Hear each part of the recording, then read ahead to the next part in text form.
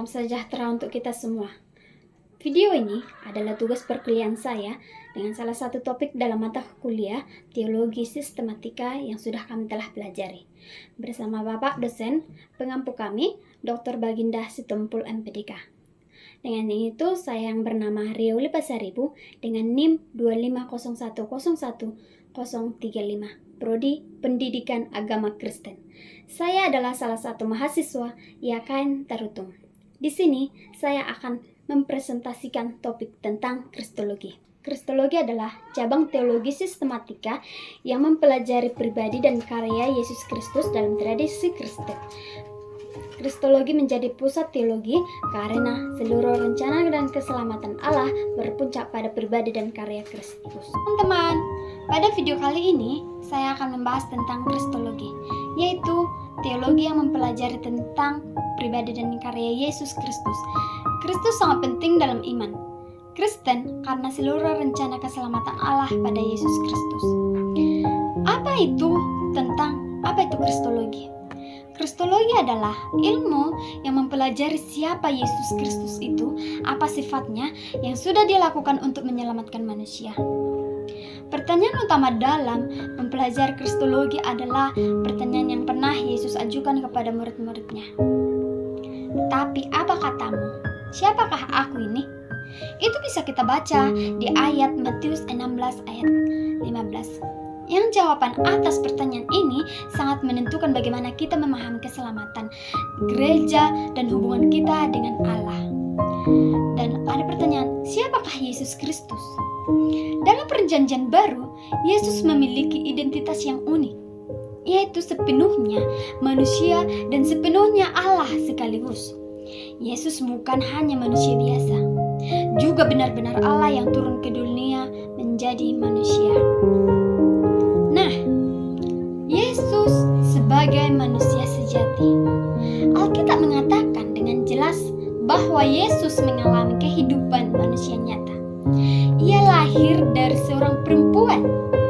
Tetapi setelah genap waktunya, maka Allah mengutus anaknya yang seorang perempuan itu dan takluk kepada hukum Taurat.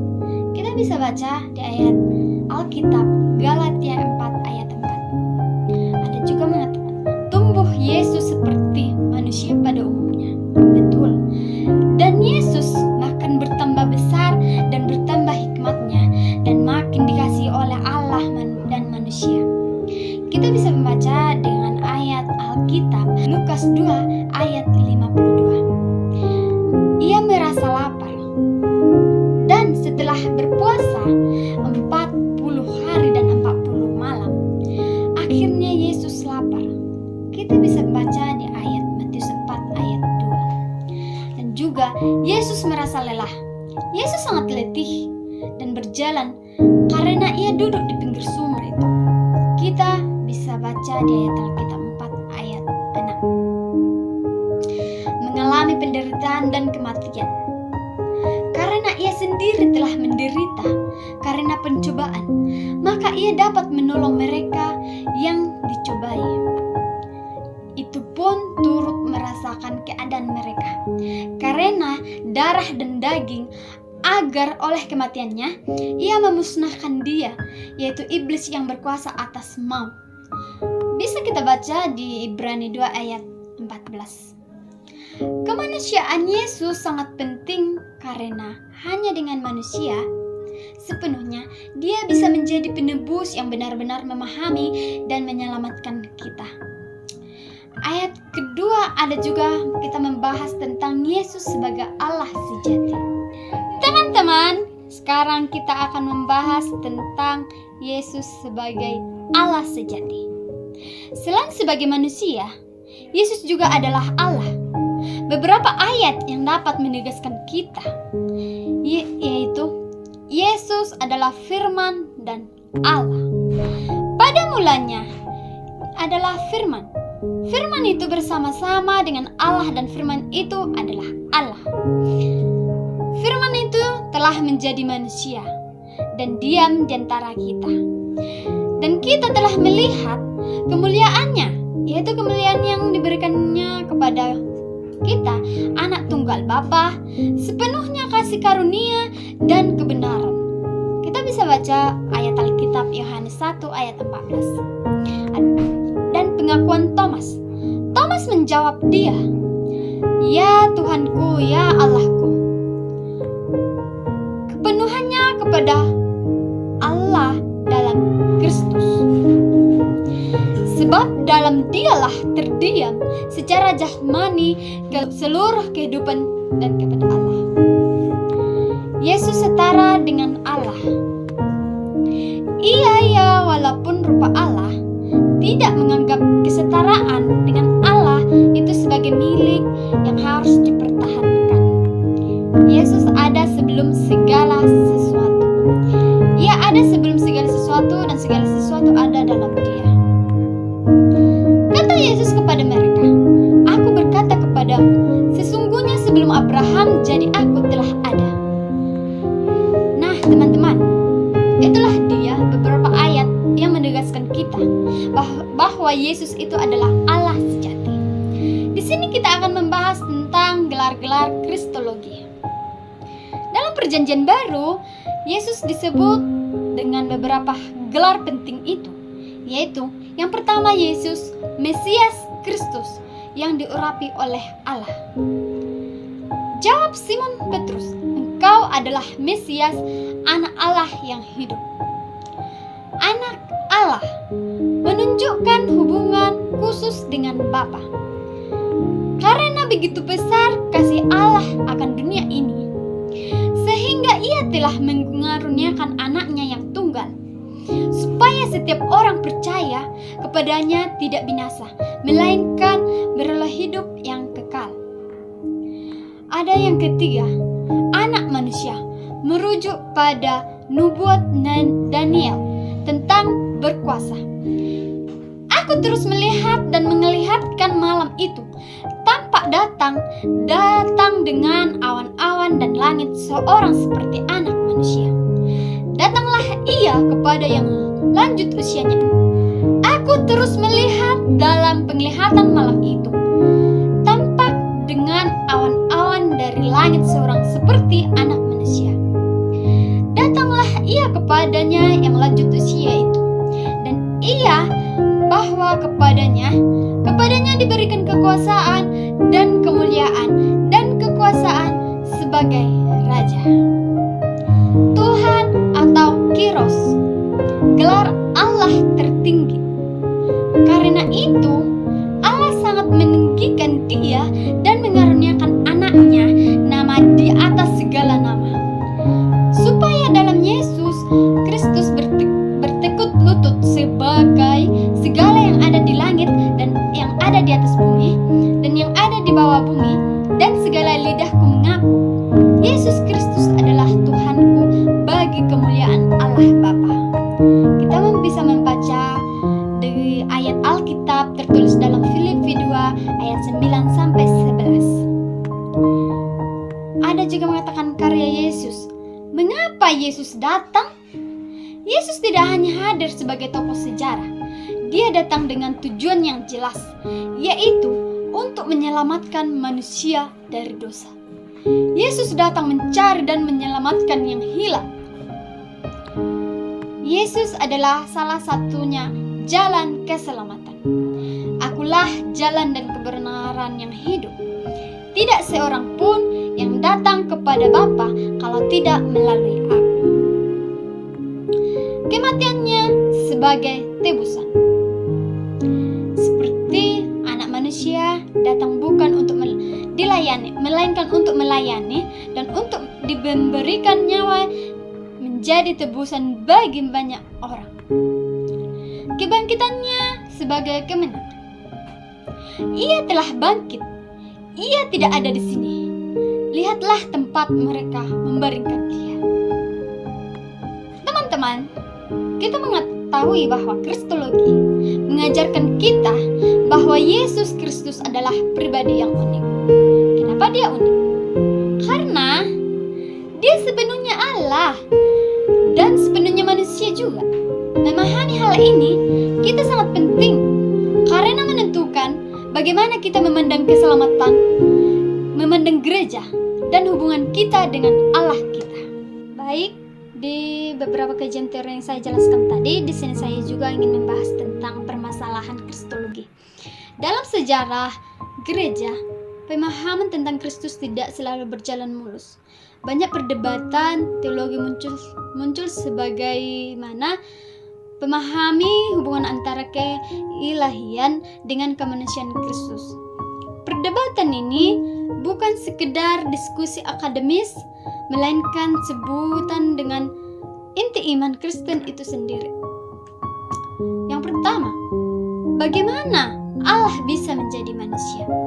Nah, seperti yang saya katakan tadi, pernyataan ini adalah paradoks teologi terbesar dalam kekristenan. Allah yang terinsiden, kekal dan tak terbatas, masuk ke dalam sejarah manusia yang penuh dengan keterbatasan.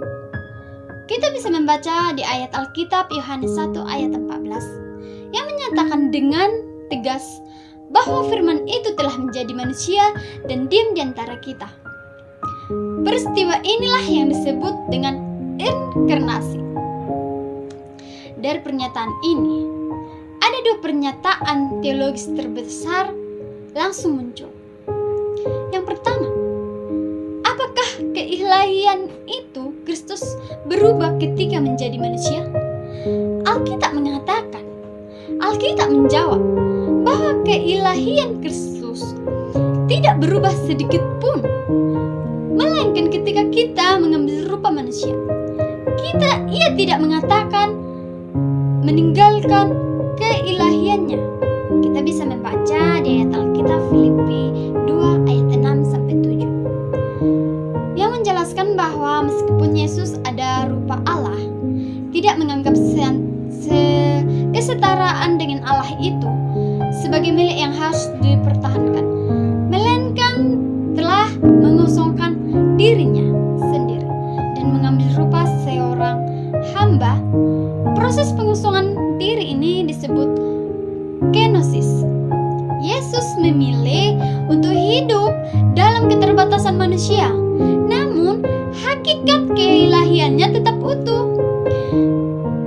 Di Ibrani 13 ayat 8 mengatakan, menegaskan bahwa Yesus Kristus tetap sama sebaik kemarin maupun hari ini dan sampai selama-lamanya. Itu tidak akan berubah-ubah. Yang kedua, apakah kemanusiaannya nyata atau hanya tampak? Itu adalah pertanyaan-pertanyaan yang muncul di benak kita kan. Nah, saya ingin menjelaskan, dan Alkitab dengan jelas menyatakan bahwa manusia Yesus adalah nyata, bukan sekedar ilusi ataupun penampakan. Ibrani 4 ayat 15 menyatakan bahwa Yesus sama dengan kita, telah dicobai, hanya tidak berbuat dosa. Bahkan 1 Yohanes 4 ayat 2 menyatakan, menjadikan pengakuan akan kemanusiaan Yesus telah tolok ukur roh yang berasal dari Allah. Setiap roh yang mengaku bahwa Yesus Kristus telah datang sebagai manusia, itu juga berasal dari Allah. Yang juga hubungan antara dua natur Kristus. Nah, dari doktrin inkarnasi muncul pertanyaan-pertanyaan lanjut yang lebih spesifik yang ada di benak kita mengenai bagaimana dua natur Kristus saling berhubungan. Apakah Yesus memiliki dua natur yang terpisah? Alkitab tidak hanya mengajarkan dua natur yang terdiri secara terpisah, tetapi Kolose 2 ayat 9 menyatakan bahwa dalam Dialah berdiam secara jasmani seluruh kepenuhan kealahan, yang menunjukkan bahwa kedua natur itu hadir secara utuh dalam satu pribadi yang sama. Ada juga pertanyaan, apakah natur manusia bercampur dengan natur ilahi? Nah, saya membaca dan saya akan menjelaskan ini. Alkitab tidak pernah mengajarkan pencampuran kedua natur tersebut. Yesus tetap sepenuhnya Allah sekaligus sepenuhnya manusia, tanpa salah satu natur lebur ke dalam yang lain. Kita bisa membaca dengan ayat 1 Timotius 2 ayat 5 yang menyatakan sebagai manusia Yesus Kristus sekaligus satu-satunya pengantara antara Allah dan manusia, yang membuktikan bahwa kemanusiaan dan keilahiannya tetap utuh masing-masing. Apakah satu dominan natur lebih dominan?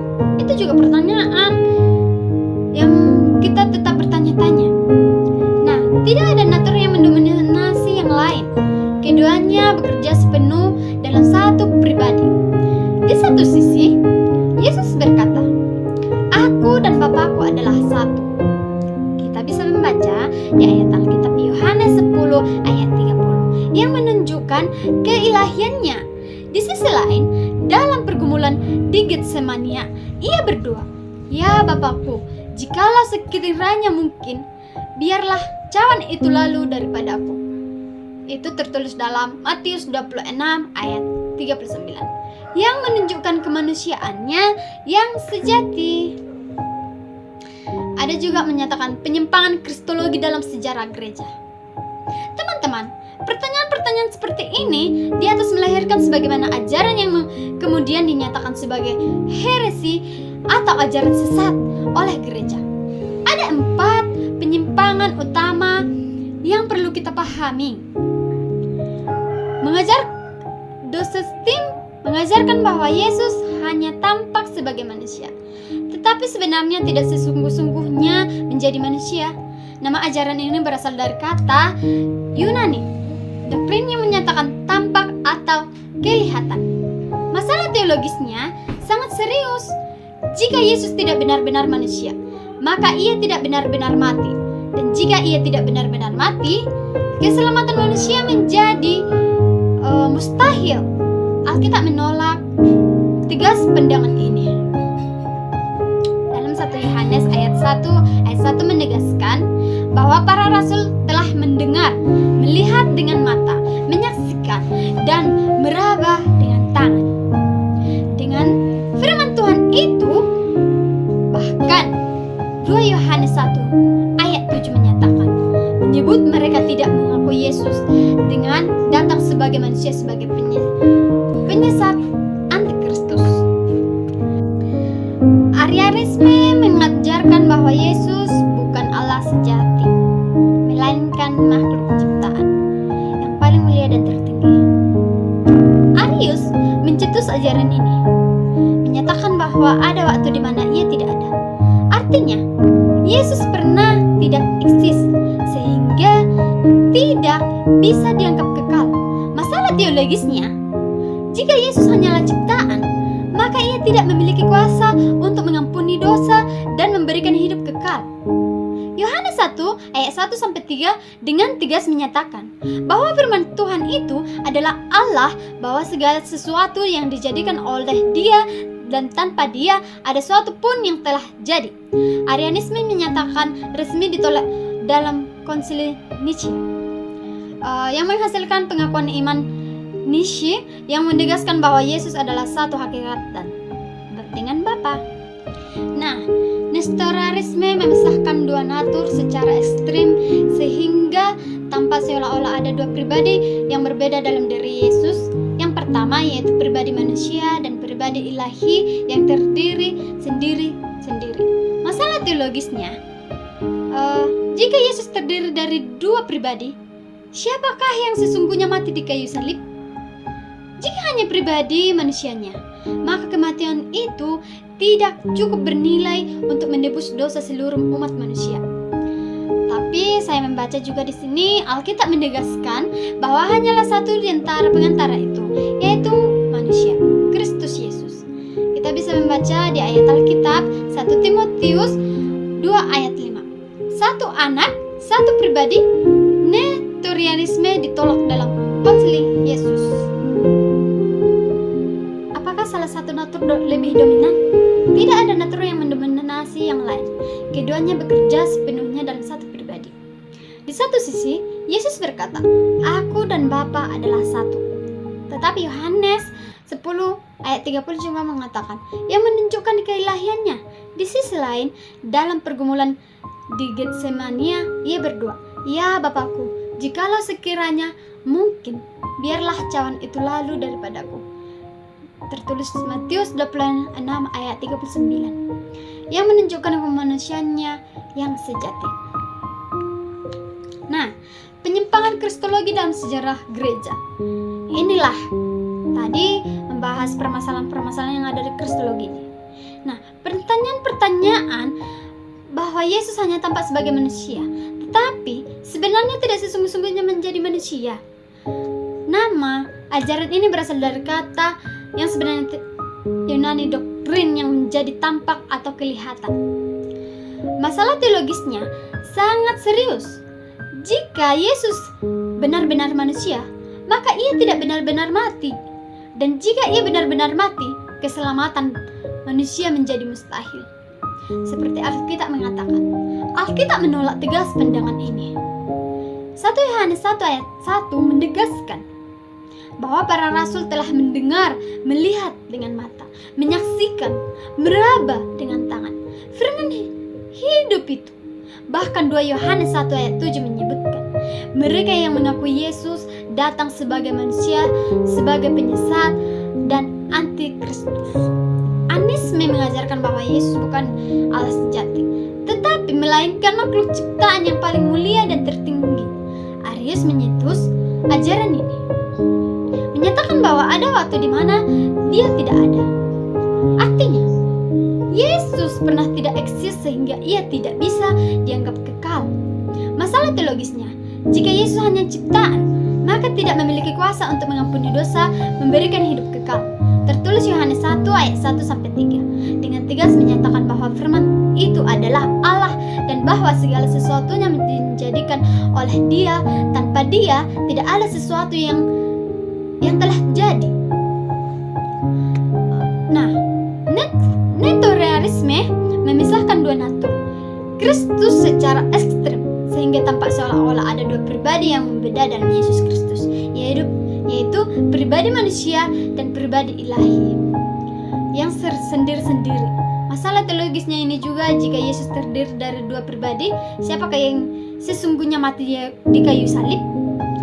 Jika hanya pribadi manusianya, maka kematian tidak cukup bernilai untuk menebus dosa seluruh manusia. Alkitab menegaskan bahwa ada satu pengantara manusia, antara pengantaranya yaitu manusia. Tertulis juga di 1 Timotius ayat 2 ayat sampai 5. Satu anak, satu pribadi. Dua natur Kristus, yaitu hipostatis unikon atau persatuan hipostastik. Nah, sebagai respon terhadap semua perdebatan dan penyimpangan tersebut, gereja merumuskan doktrin dalam Konsili Chalcedon. Doktrin ini dikenal sebagai hipostastik unikon atau persatuan hipostastik. Kata hipostastik berasal dari bahasa Yunani yang berarti pribadi dan hakikat yang mendasar. Definisi resminya adalah sebagai berikut. Yang pertama, Yesus Kristus adalah salah satu pribadi yang memiliki dua natur yang lengkap dan utuh. Natur ilahi dan natur manusiawi yang bersatu tanpa campuran, tanpa perubahan, tanpa pemisahan, dan tanpa pembagian. Konsili Chalcedon ini merumuskan 4 prinsip utama yang menjelaskan bagaimana kedua natur itu bersatu dalam Kristus. Pertama, tanpa percampuran. Yang kedua, natur tidak bercampur menjadi satu natur baru. Keilahian tetap keilahian dan kemanusiaan tetap kemanusiaan. Tertulis dalam Kolose 2 ayat 9, Allahan yang berarti keilahian hadir penuh tanpa lebur dalam kemanusiaannya. Yang kedua, tanpa perubahan. Tidak ada natur yang berubah menjadi satu yang lain. Keilahian tidak berubah menjadi kemanusiaan, dan kemanusiaan tidak berubah menjadi keilahian. Kita bisa membaca di ayat Alkitab Ibrani 13 ayat 8 menegaskan bahwa Yesus Kristus tetap sama, baik kemarin maupun hari ini sampai selama-lamanya. Ketiga, tanpa pemisahan. Dua natur tidak bisa dipisahkan satu sama lain.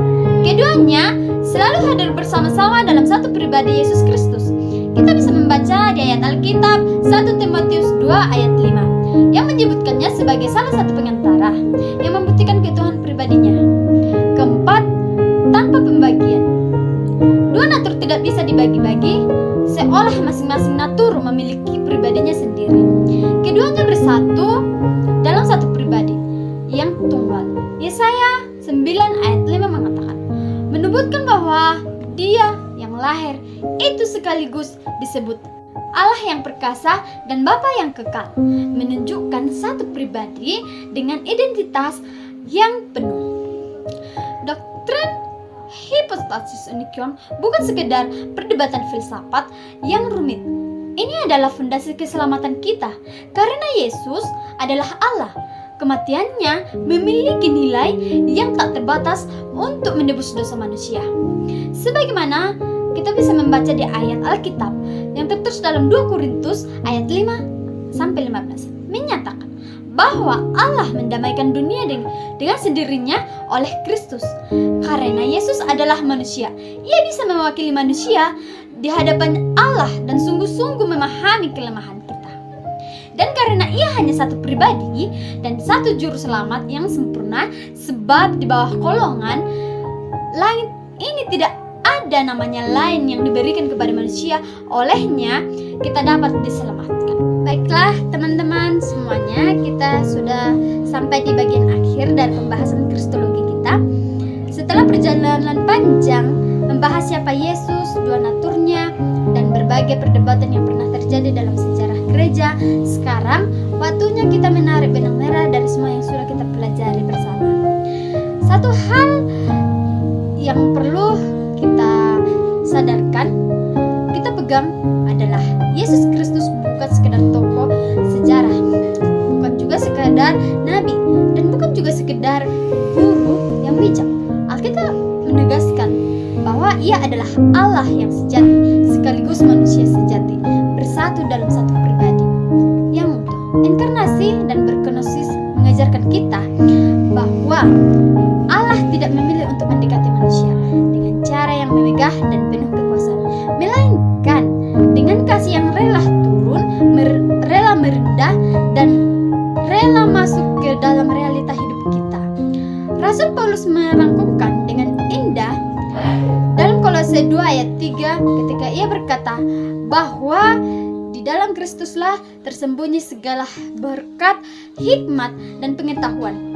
Artinya, kristologi bukan sekedar pelajaran teologi yang kita hafal dan kita pelajari. Ia adalah fondasi dari seluruh iman kita yang menentukan bagaimana kita memahami keselamatan, bagaimana kita memandang gereja, dan bagaimana kita meneladani hidup Kristen setiap harinya.